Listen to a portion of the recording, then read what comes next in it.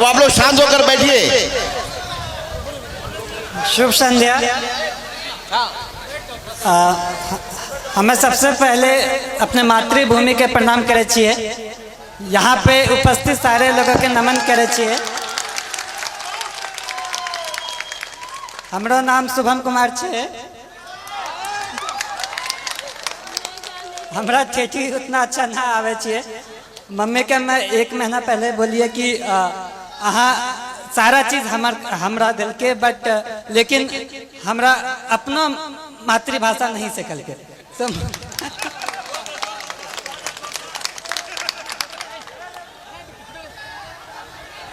आप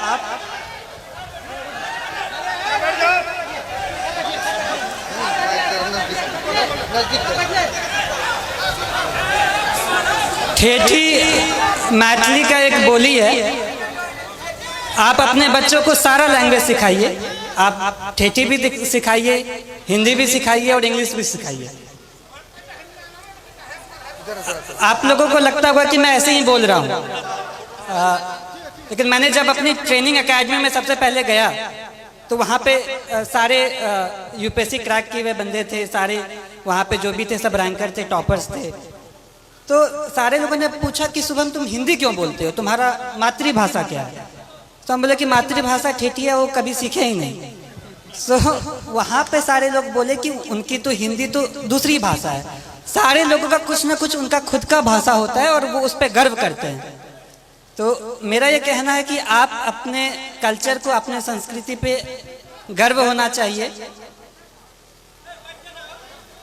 जहाँ भी मैं गया वहाँ पे शुरुआत में लोग बोलेंगे कि एक बिहारी है, लेकिन धीरे धीरे उनको यकीन हो गया कि बिहारी क्या कर सकता है।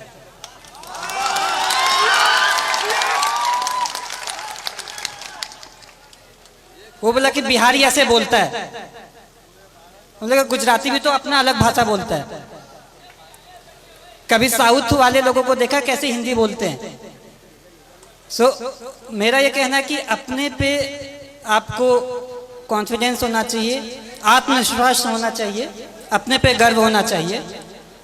जब आप अपने को जान पाएंगे तो ही आप अच्छे से अपने लाइफ में कुछ कर सकते हैं, क्योंकि फिर आप अपना 100% देंगे। मैं जो भी हूँ वो मैं अपने परिवार वालों की वजह से हूँ।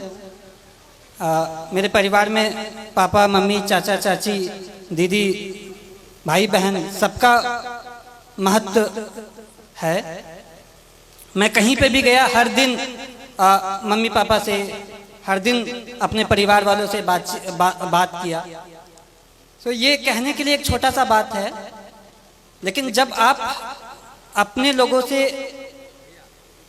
के पास रहते हो और उनका फुल सपोर्ट आप पे होता है, तो मुझे ये लगा कि अगर मैं एग्ज़ाम नहीं भी क्वालिफाई कर पाऊँ, फिर भी मेरे परिवार मेरा हमेशा साथ देगा। कभी भी ऐसे पापा नहीं बोले कि ये एग्ज़ाम नहीं क्वालिफाई करोगे तो क्या होगा, वैसा कुछ नहीं।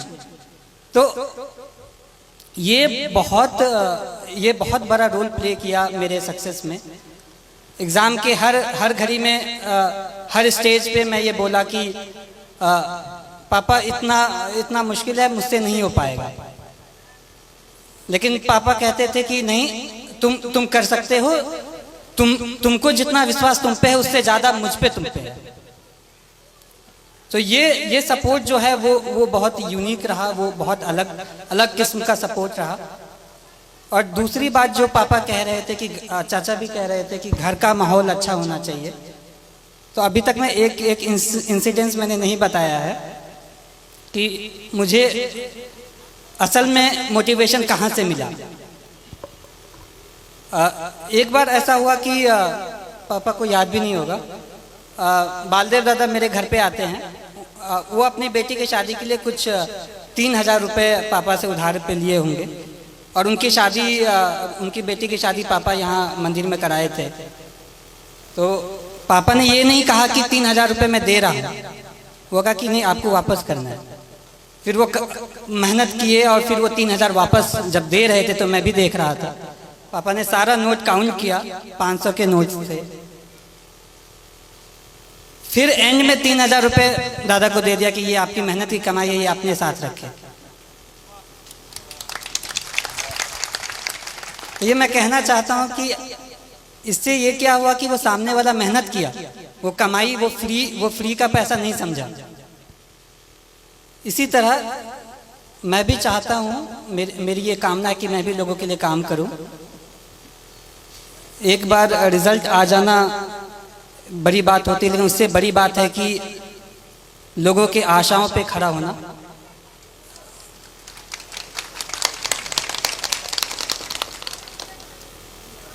मैं भगवान से प्रार्थना करता हूँ कि मुझे इतनी शक्ति दे कि मैं हर लोगों की आशाओं पे खड़ा उतरूँ। इसके अलावा आप जो भी रहें, लेकिन सबसे पहले आप आदमी अच्छा बने। लोगों ने कहा कि तुम्हारा लक बहुत अच्छा है, एग्ज़ाम क्वालिफाई हो जाता है, अच्छे कर लेते हो, लेकिन मैं ये कहना चाहता हूँ कि आपका लक तभी साथ देगा जब आप खुद के लिए आप सही हो, आप दूसरों के लिए सही हो। आप दूसरों की मदद करें, आप पे भगवान मदद करेगा।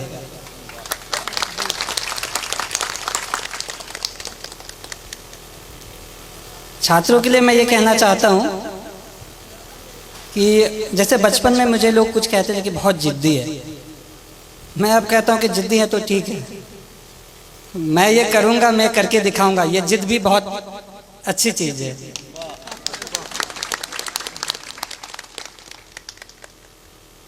जिंदगी में उतार चढ़ाव हर किसी के जिंदगी में होता है, मेरे भी जिंदगी में रहा।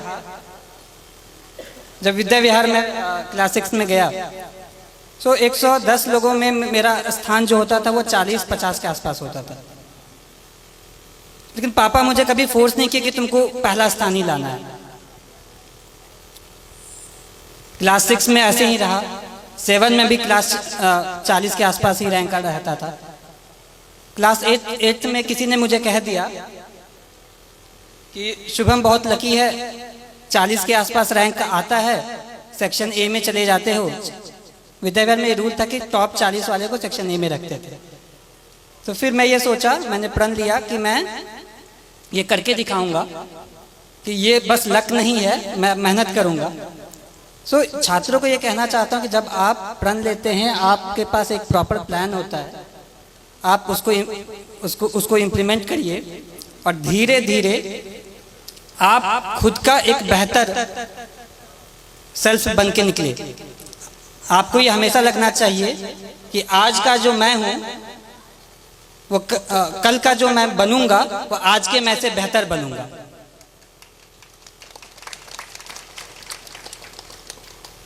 जिंदगी बहुत चीज़ सिखाती है, संघर्ष बहुत चीज़ सिखाता है, और लाइफ के हर फेज में हमारी कोशिश ये रहती है कि मैं अपना एक बेटर सेल्फ बनूं, मैं इससे भी और अच्छा बनूं, और मेरा भी यही रहेगा।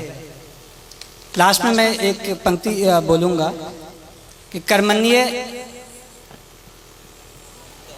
वधिकरस्ते माँ फलेषु कदाचन, अर्थात आप कर्म करिए, फल की चिंता ना करें, फल तो कभी ना कभी आ ही जाएगा। धन्यवाद। शुभम कुमार को बहुत बहुत धन्यवाद और को उसके जीवन की शुभकामना के लिए धन्यवाद कहना चाहता हूँ कि आप लोग इतनी की तादाद में यहाँ आए, मुझे बहुत अच्छा लगा। एंड इतने सारे लोग इतनी अच्छी बातें कही। मैं ये विश्वास दिलाना चाहता हूँ कि आप लोगों ने जैसा भी सोचा होगा उस पर मैं खरा उतरने की कोशिश करूँगा। धन्यवाद।